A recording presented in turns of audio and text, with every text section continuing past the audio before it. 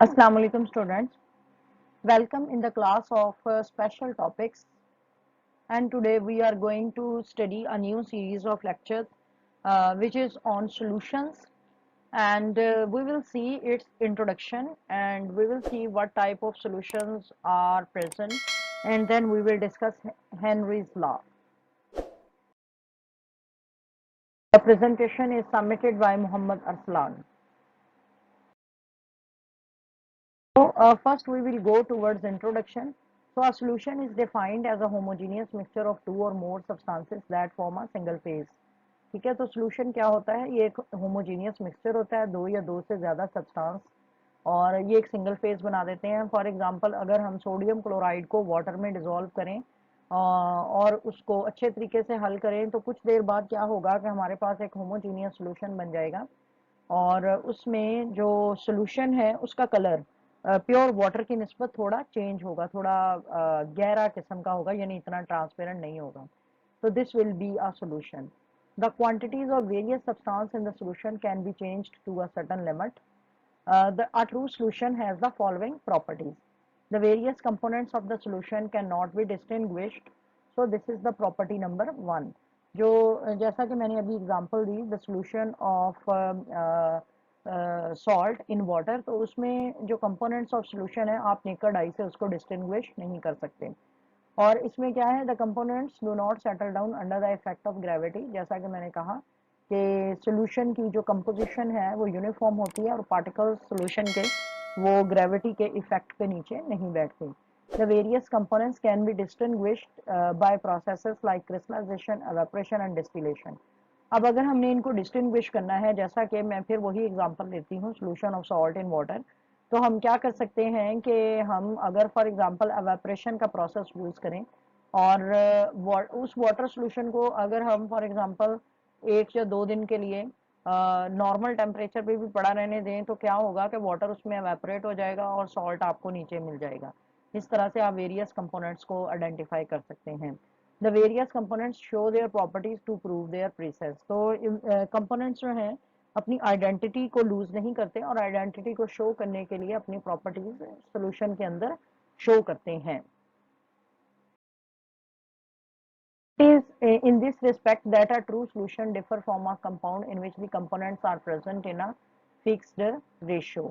ठीक है, अब जो ट्रू सॉल्यूशन है वो कंपाउंड से किस तरह से मुख्तलिफ है. ठीक है, तो एक्चुअली क्या है कि जैसा कि पिछली स्लाइड में मैंने कहा कि सॉल्यूशन के कंपोनेंट्स को हम सेपरेट कर सकते हैं by mean of evaporation, distillation, लेकिन जो कंपाउंड है, कंपाउंड में कंपोनेंट्स केमिकली एक दूसरे के साथ जुड़े होते हैं, और इस तरह से उसको आप सेपरेट आसानी से नहीं कर सकते. For example water is a compound, और अगर आप चाहते हैं कि वाटर के components which is hydrogen and oxygen, वो इस तरह से आप सेपरेट कर सकें जिस तरह हमने सॉल्यूशन के कंपोनेंट्स को सिंपली एवापोरेशन से सेपरेट कर दिया, तो वाटर के केस में ऐसा नहीं होगा. ठीक है, फिजिकली हम इसको सेपरेट नहीं कर सकेंगे, बल्कि अगर हमने वाटर के कंपोनेंट्स को सेपरेट करना है तो इलेक्ट्रिकली हम इसको मोर सीवियर कंडीशंस अप्लाई करके सेपरेट कर सकते हैं. तो इस तरह से सॉल्यूशन और कंपाउंड में डिफरेंस होता है.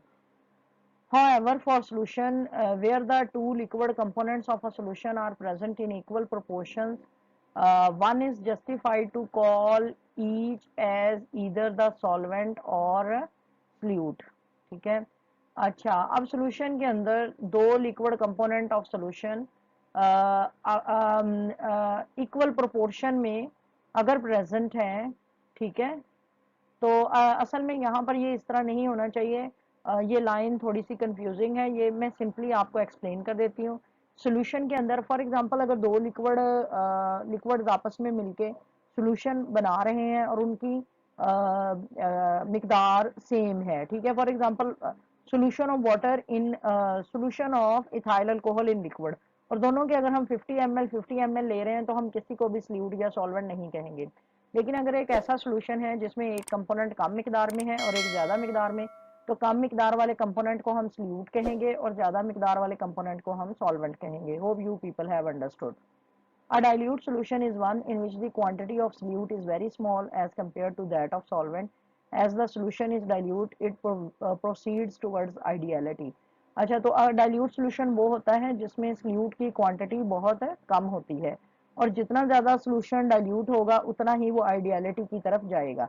अब ये आइडियलिटी क्या चीज़ है, आपने आइडियल गैस लॉज पढ़े होंगे और kinetic molecular theory of gases भी पढ़ी होगी, और जिसमें हम ये कहते हैं कि गैसेस जो हैं काइनेटिक मॉलिक्यूलर थ्योरी जो ओबे करती हैं वो आइडियल गैसेस हैं।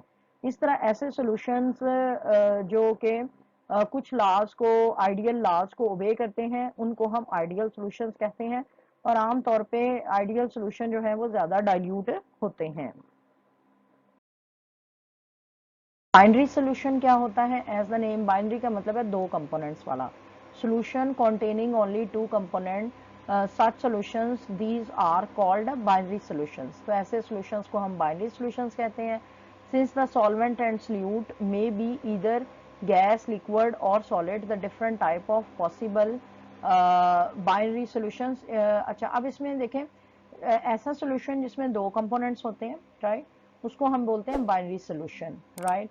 और अब इसमें सल्यूट एंड सॉल्वेंट वो डिफरेंट फेजेस में हो सकते हैं, गैस भी हो सकता है, लिक्विड भी हो सकता है, और सॉलिड भी हो सकता है, सल्यूट एंड सॉल्वेंट। और इस बेसिस पे अगली स्लाइड पे हम बाइनरी सॉल्यूशंस की डिफरेंट टाइप्स को स्टडी करेंगे अभी थोड़ी देर में। इससे पहले हम ये देखते हैं कि अनसैचुरेटेड सॉल्यूशन क्या होता है। अनसैचुरेटेड सॉल्यूशन एक ऐसा सॉल्यूशन होता है जिसमें सल्यूट की मिकदार काफ़ी कम होती है और सॉल्वेंट की मिकदार ज़्यादा होती है, और उसमें हम और ज़्यादा सल्यूट डिजॉल्व कर सकते हैं। सैचुरेटेड सॉल्यूशन ऐसा सॉल्यूशन होता है जिसमें एक ख़ास टेम्परेचर पे आप और सल्यूट डिजॉल्व नहीं कर सकते। सुपर सैचुरेटेड सॉल्यूशन में क्या होता है कि ये जो सैचुरेटेड सॉल्यूशन में जब हम एक ख़ास टेम्परेचर पे ज़्यादा सल्यूट डिजॉल्व नहीं कर सकते, तो उसको अगर हम हीट कर दें, ठीक है, तो फिर उसकी सॉल्युबिलिटी मज़ीद बढ़ जाएगी सल्यूट की, और हम और ज़्यादा सल्यूट उसमें ऐड कर सकते हैं। तो फिर लेकिन एक टाइम उस टेम्परेचर पे एक ऐसा आता है, ज़्यादा टेम्परेचर पे, कि और ज़्यादा सल्यूट डिजॉल्व नहीं किया जा सकता, तो ऐसे सल्यूट को हम बोलते हैं सुपर सैचुरेटेड सॉल्यूशन। और उसमें क्या होता है कि सल्यूट की कंसंट्रेशन अनसैचुरेटेड सॉल्यूशन में सबसे कम होती है। सैचुरेटेड सॉल्यूशन में सल्यूट की कंसंट्रेशन अनसैचुरेटेड से ज़्यादा होती है, जबकि सुपर सैचुरेटेड में सल्यूट की कंसंट्रेशन सैचुरेटेड सॉल्यूशन से भी ज़्यादा होती है। मैंने कहा depending upon the solute and solvent there are different solutions. For example, solution of solute in a solvent in which solute is a gas and solvent is also a gas।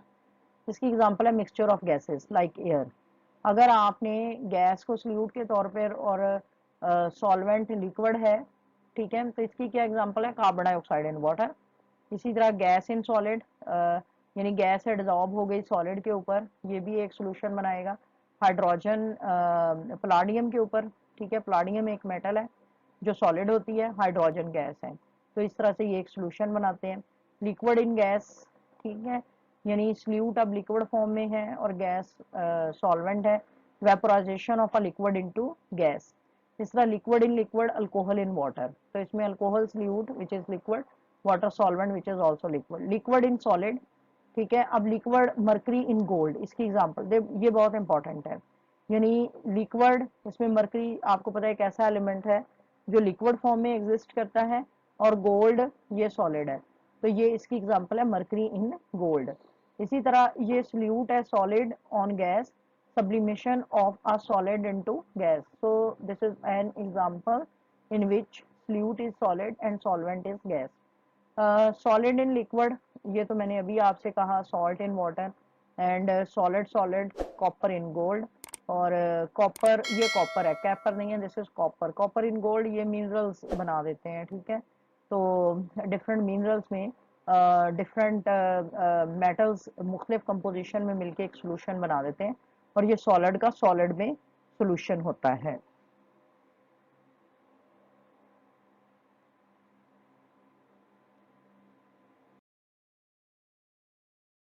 Now we will discuss Henry's law, which is